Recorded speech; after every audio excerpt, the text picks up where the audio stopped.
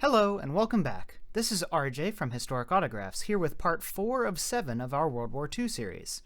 Here in the middle of the series, we discuss the economic center of the early 1900s, America. Specifically, we'll be looking into the culture and movements at home since America joined the war late, and there's a lot to discuss about why that is. Let's roll the intro and get started.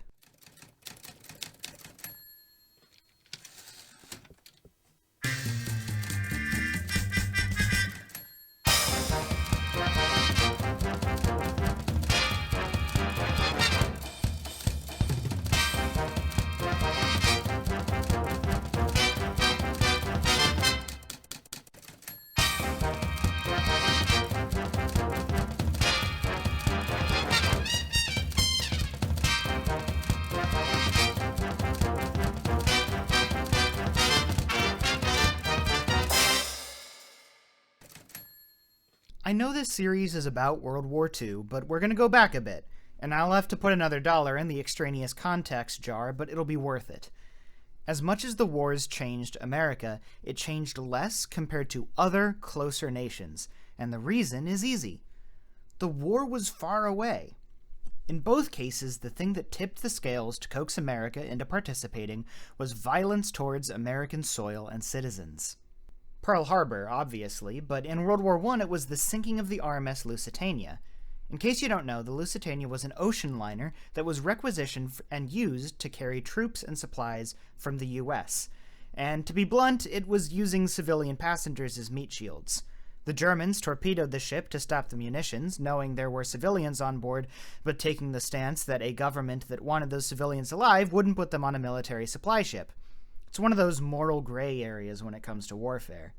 About 60% of the passengers died, 128 of whom were Americans, which sparked some outrage and gave a lot of credence to the side of American politics that was arguing that Germany's approach to European domination was worryingly apathetic about those minor little details like international codes of ethics.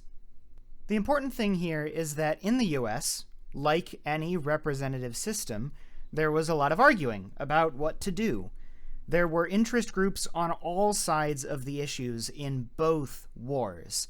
People debating, as was their right, whether the US was obligated to get involved or obligated to let it run its course, or whether they would benefit from helping one side or neither side or both sides.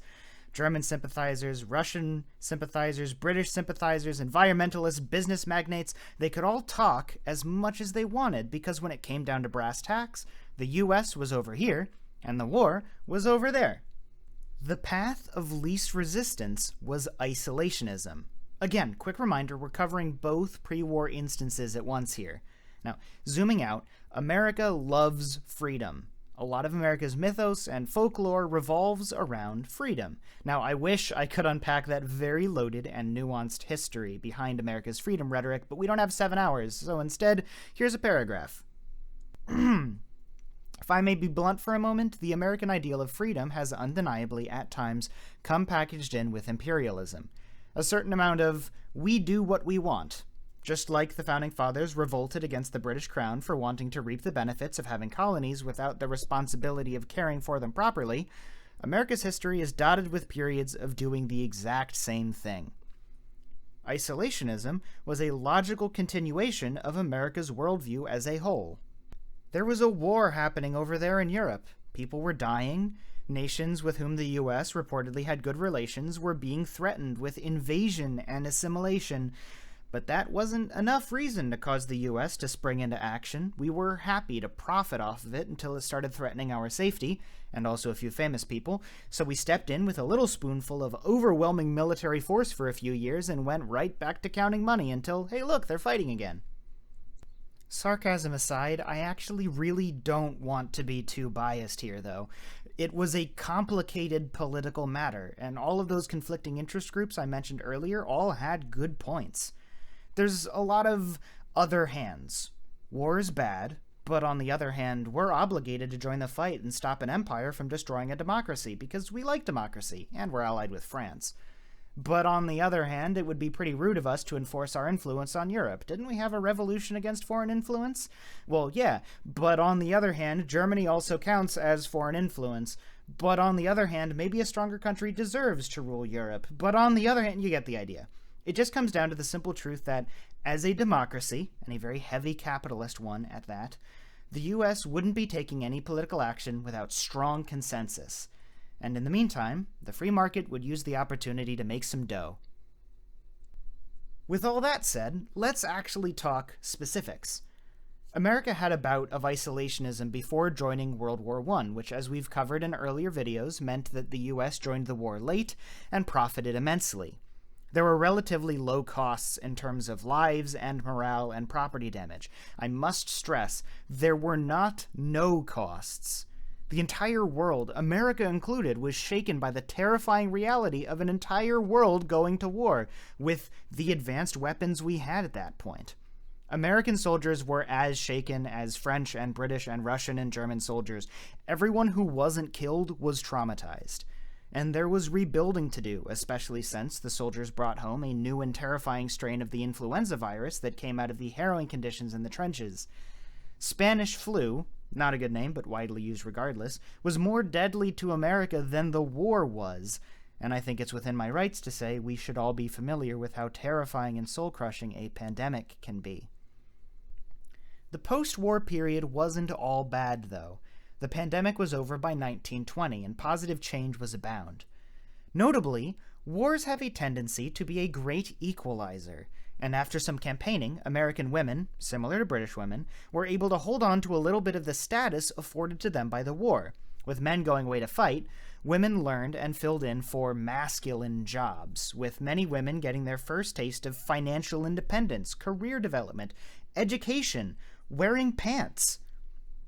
Women had been campaigning since 1850, but during and after the war, there was an acceleration in states granting women the right to vote, before finally, on August 18, 1920, the 19th Amendment was ratified, giving women the federal right to vote.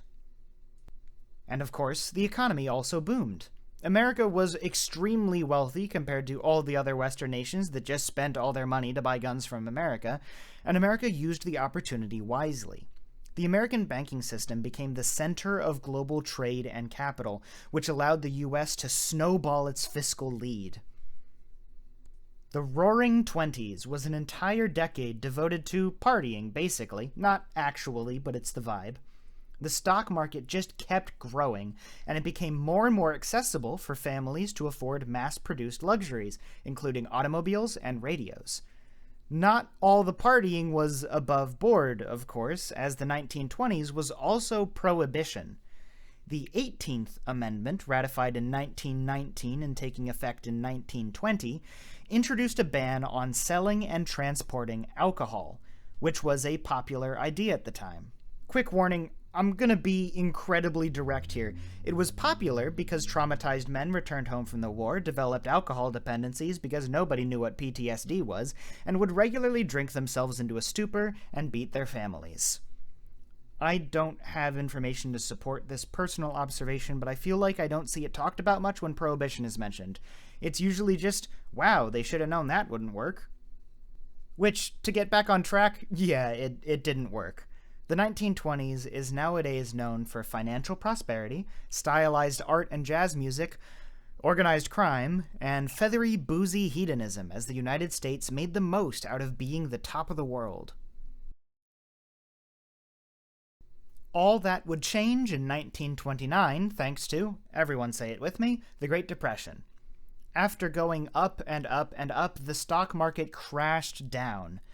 Stock trading and buying on credit had become so prevalent that a lot of people had all their wealth tied to secure investments. So overnight, they lost everything. Professional traders passed out from exhaustion on trading floors while attempting to sell off everything as damage control. Even people that didn't own stocks tried to withdraw their money from the bank only to find that the bank had no money left to give people. Just to go over basic economics, the Great Depression was the result of a vicious cycle. Money needs to circulate to be valuable and sustain the economy. When everyone's savings disappeared, nobody could buy anything. This means nobody could sell anything, which means nobody could make money. So nobody had any money with which to buy stuff. Every step in that process relies on the former, and attempting to intervene at any point has huge negative implications, usually causing extreme inflation. The best way to solve an economic depression, as far as this writer is aware, is to keep people working so they can keep making money. This was the fundamental idea behind President Franklin D. Roosevelt's New Deal program, implemented early in his term in 1933 after winning the election against the previous President Herbert Hoover in 1932. FDR's grand scheme was designed to bring economic relief by funding or subsidizing huge work projects on infrastructure, allowing people to remain employed and stimulate the economy.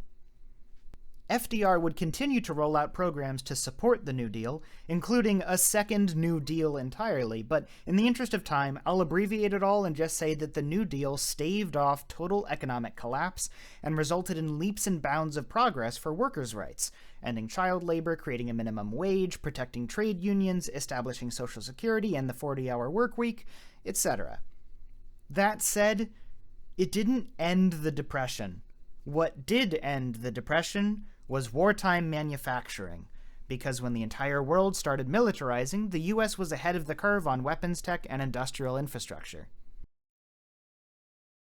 What followed was lots of chaotic politics that would take a long time to lay out beat by beat. The US was neutral, but prepared for war, declaring that the US territories in the Pacific were not to be touched. Then they supported Allied forces from afar with supplies.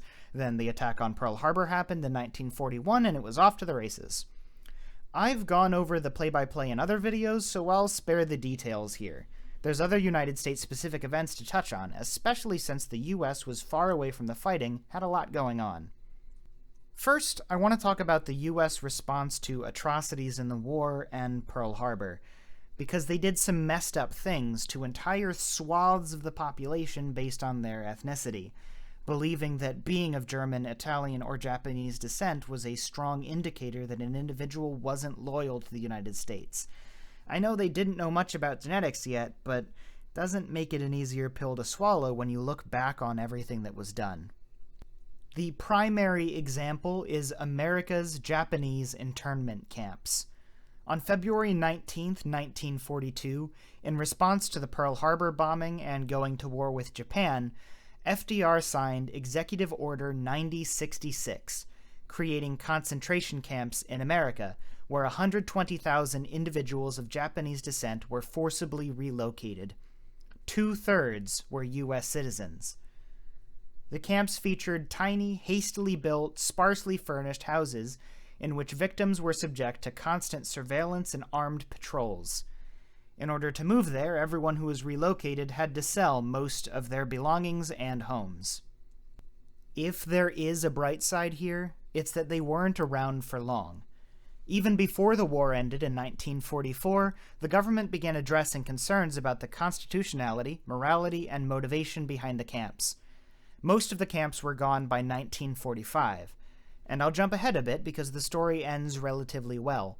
The government, thanks to the actions of Jimmy Carter and Ronald Reagan, officially apologized in 1988 and began paying reparations to citizens who were confined as a result of the initially racially motivated and reactionary policy. And of course, I would be remiss if I didn't mention the Manhattan Project. The program started in 1942. Physicists and other scientists, led by J. Robert Oppenheimer, were gathered in Los Alamos, New Mexico, where a secret town was constructed. The engineers worked full-time to experiment and develop a nuclear bomb. This was seen as a necessary measure, as Germany was doing their own research, and being behind might mean being destroyed. The first atomic bomb was detonated on July 16, 1945, and just 1 month later in August, it was used to end the war.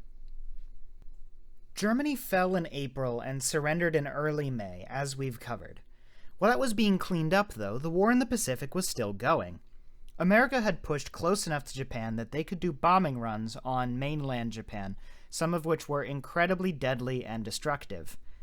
It was projected, however, that actually forcing Japan to surrender through conventional tactics would take a while, and America had this brand new shiny death machine to show off.